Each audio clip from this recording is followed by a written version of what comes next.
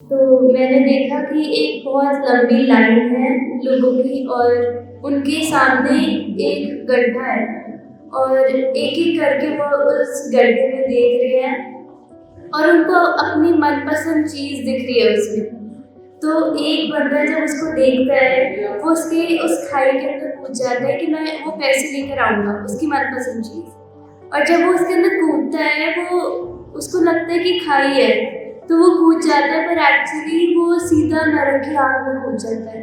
और फिर जो पीछे वाले लोग होते हैं, वो ये देख ही नहीं पाते क्योंकि वो फ़ोन देख रहे होते हैं और वो इतने बिज़ी होते हैं उसमें कि वो अपना उस बंदे को देख नहीं पाते और ऐसे-ऐसे करके एक-एक बंदे के बाद एक वो सब उस नरक की आग में कूदते जाते हैं।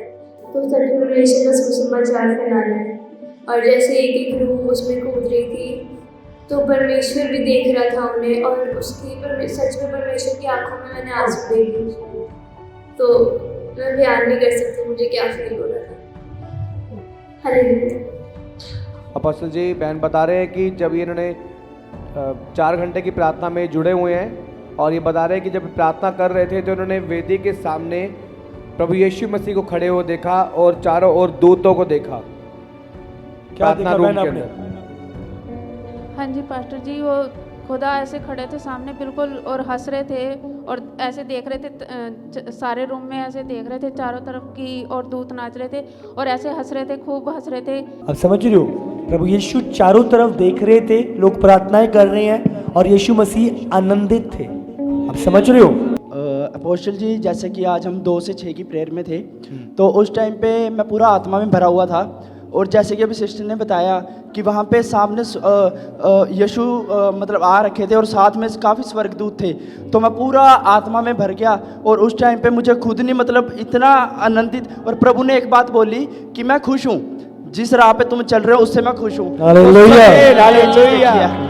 और वही सेम सिस्टर ने भी, हम एक ही दर्शन में थे और सिस्टर भी देख रहे थे और मैं भी देख रहा था उस साइड में। जीसस, तो हालेलुया। बिल्कुल सेम उन्होंने जैसे बोला वैसे ही मैंने देखा कि वो मतलब यीशु भी बोल रहे हैं कि प्रभु बोल रहे हैं कि मैं बहुत खुश हूँ, बहुत आनंदित हूँ जिस आमीन, वे में आमीन। तुम जा रहे हो।